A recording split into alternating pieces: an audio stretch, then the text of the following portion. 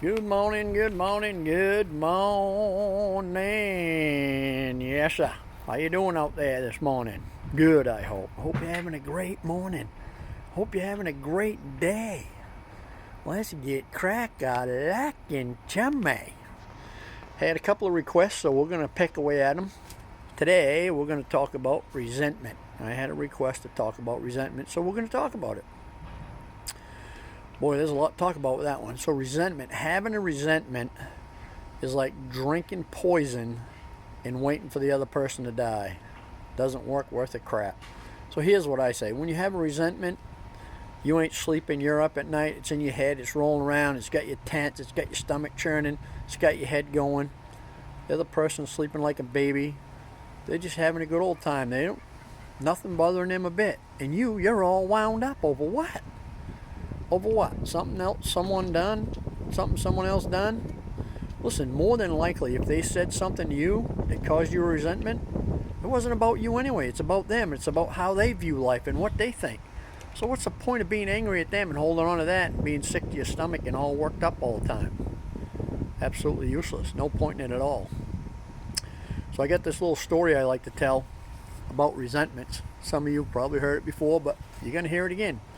I was in the eye doctor's office, this was years ago, and I was just sitting there reading a magazine, waiting for my turn, and these two elderly ladies were sitting next to me, and they were talking. And they were just going, I don't know what they were talking about, but the discussion was getting kind of heated. And then I heard one say, well, just tell him about it. And I went, okay, here we go. So I closed up my magazine and put it down, and the other lady said, well, I'll tell you what happened. I was standing on the street corner, and this little car went by with a canoe on the top and turned the corner and hit me in the head and knocked me over, and he didn't even stop. What a jerk. And she was mad as could be.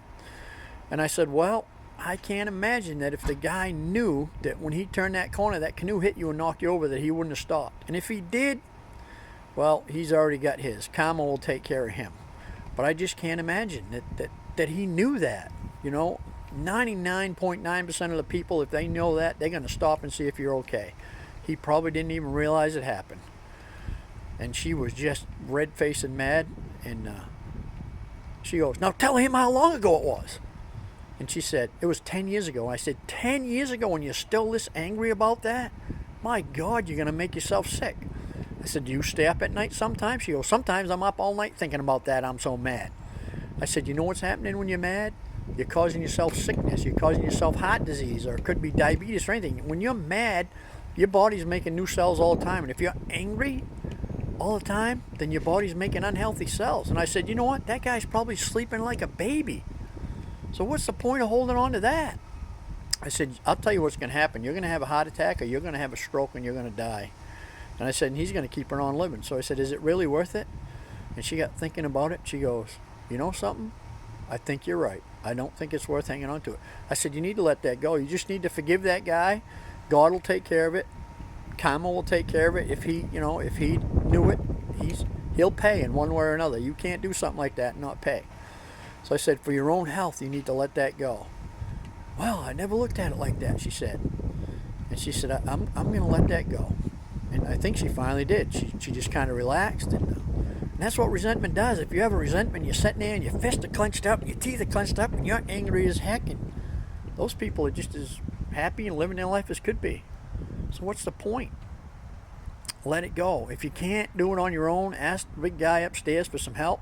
Talk to somebody, talk it through, but let it go. It's not worth having a resentment. It makes you sick. For what?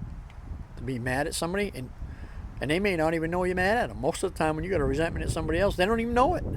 They're sleeping like a baby, and the other one that's all wound up and worked up ain't worth having. You're going to have a heart attack or get sick or have a stroke or something. Resentments, like I said, it's like drinking poison and waiting for the other guy to die. So let it go. It's not worth it. Pray for him every day until you let it go. Somebody told me that once. Pray for him every day until it's gone. And I didn't think it worked. And I did it, and it works. And they said, how's it work? I said, I don't know, but it works. Well, I know how it works. Every time you pray, you open yourself up for God's grace. And his grace is more powerful than any resentment or anything else you can have. So pray for somebody every day and let go of that resentment. They ain't worth having. Hey, listen, I hope you have a great day. I hope this helped you out. And I'll see you tomorrow, chummy. Over.